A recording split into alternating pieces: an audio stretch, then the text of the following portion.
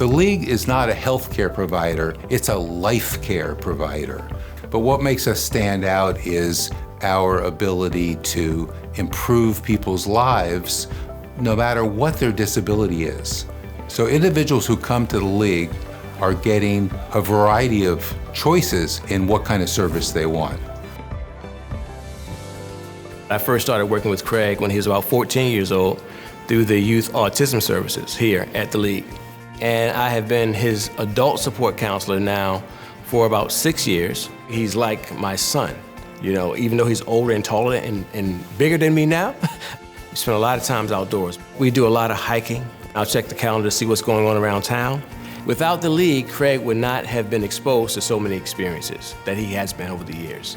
I would say the biggest change that I've seen with Craig is he's more independent. He definitely needs the support, of course. You know, being able to use a debit card, being able to, you know, recognize social cues, being safe at all times in the community, that's what we focus on. And I feel like he's learned these things because of the support that he's gotten from the League throughout the years. What's the hardest part about your job? Nothing. I don't have a hard part. Nothing is hard about it. I've been with Craig so long, he's like family, so I don't consider it work. The relationship that we have is special. The League provides services from about age 5 to more than 100 years old. Our youth services are mostly focused on individuals on the autism spectrum. We have an after-school program, we have an in-the-community program, but we also have camping and recreation programs for youth. I met Emmanuel back in June 3rd. He was my first client here at the YAS program, and I became his one-to-one. And we met, it was just an instant chemistry. Emmanuel is an 18-year-old young man who I've been a single parent to since he was 2.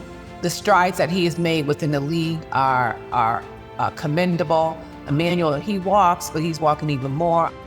So lately we started doing more practicing and stretching his legs out, doing more exercises, and now we walk pretty much every day. Come on. There we go. Almost there. The League just opens up a wealth of opportunities. There's just so much for them to do, you know, so they're not left out.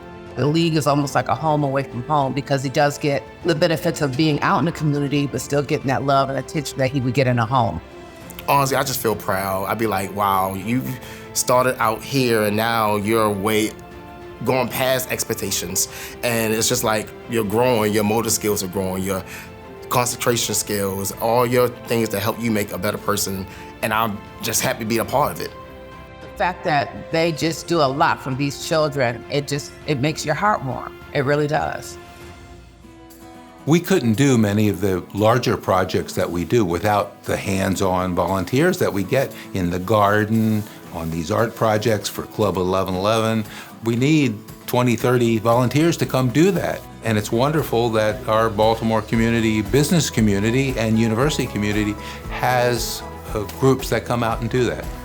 The League feels like it's a community center for a lot of people. I feel like it's a hub for, you know, families and for their participants, and you can feel that everybody's friends, everybody's family.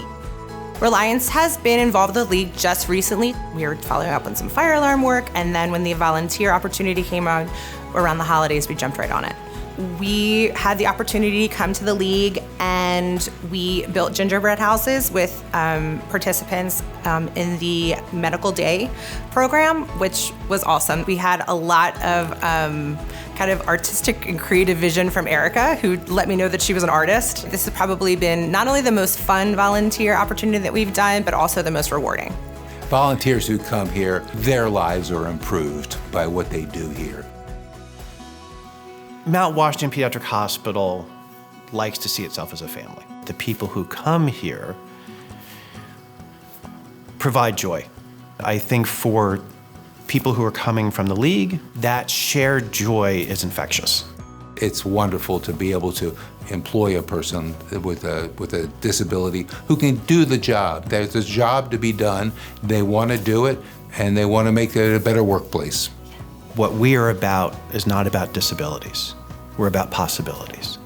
how do you help people achieve whatever it is that they're able to achieve. So Shayna's been here for 6 years, and she really has this very important, specific role. We have so many children who come here dependent on feeding. With that is all kinds of different nutritional supplements, formulas, those kinds of things. And we have a really advanced technology that we use. Shayna is the one who ensures that the system has the accurate information and the babies are getting the right feeds. That is a really important job. She's fed so many of our babies. I calculated about almost 1 million feeds for our patients over the last 6 years. She's really, really attuned into all the details. And she works very efficiently too. We're just very happy to have found Shayna. We never want to let her go. We see great synergy with what the League is doing. And it is, to us, the epitome of how do you help children succeed as adults in the future.